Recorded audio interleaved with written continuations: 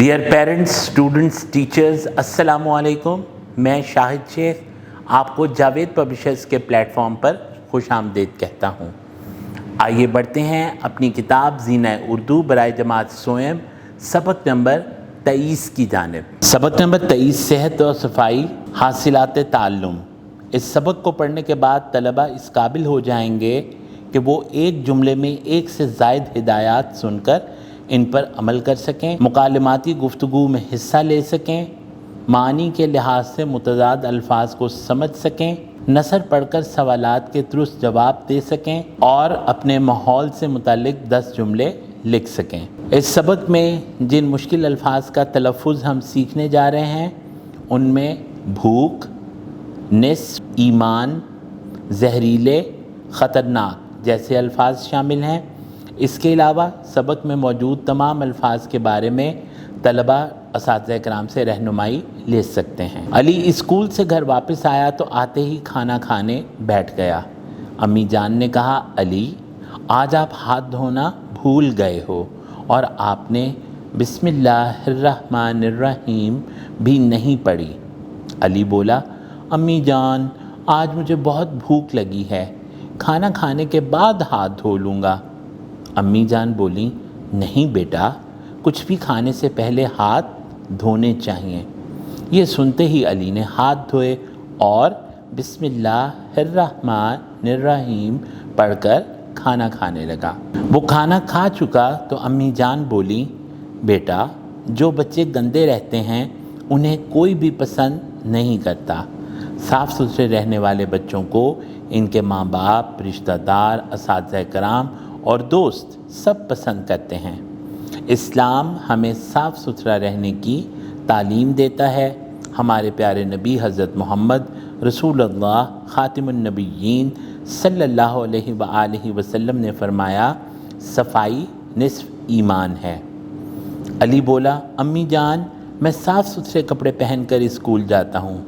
امی جان نے کہا، اسکول جانے والے بچوں کو صفائی کا خاص خیال رکھنا چاہیے۔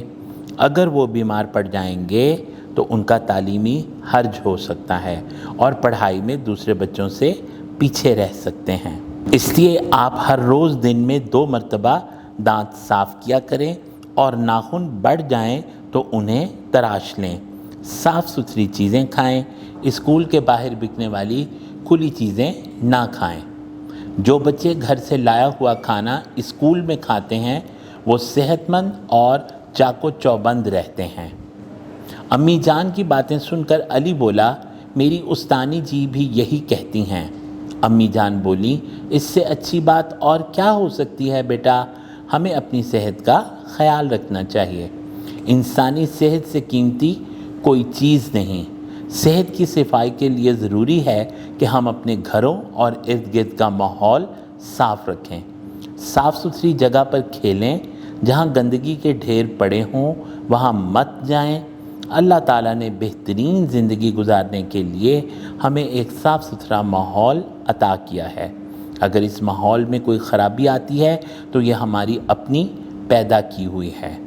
فیکٹریوں سے نکلنے والے دھوئیں، گاڑیوں کے نکلنے والے دھوئیں اور کچرا ادھر ادھر پھینک کر ہم اپنا خود ماحول خراب کرتے ہیں۔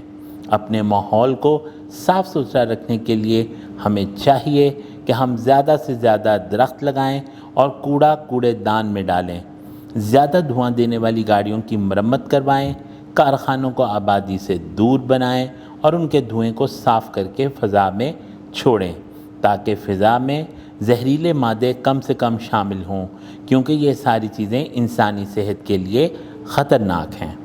علی نے اتنی اچھی باتیں بتانے پر امی جان کا شکریہ ادا کیا اور اپنے اسکول کا کام مکمل کرنے چلا گیا۔ اساتذہ کرام طلبہ کو ماحول صاف رکھنے کی اہمیت اور ضرورت سے آگاہ کریں، نیز انہیں ماحول کی صفائی میں اپنا کردار ادا کرنے کی ترغیب دیں۔ ہمیں ہر اچھا کام شروع کرنے سے پہلے بسم اللہ الرحمن الرحیم پڑھنی چاہیے اور ہمیں اپنی صفائی کے ساتھ اپنے ارد گرد کے ماحول کی صفائی کا بھی خیال رکھنا چاہیے۔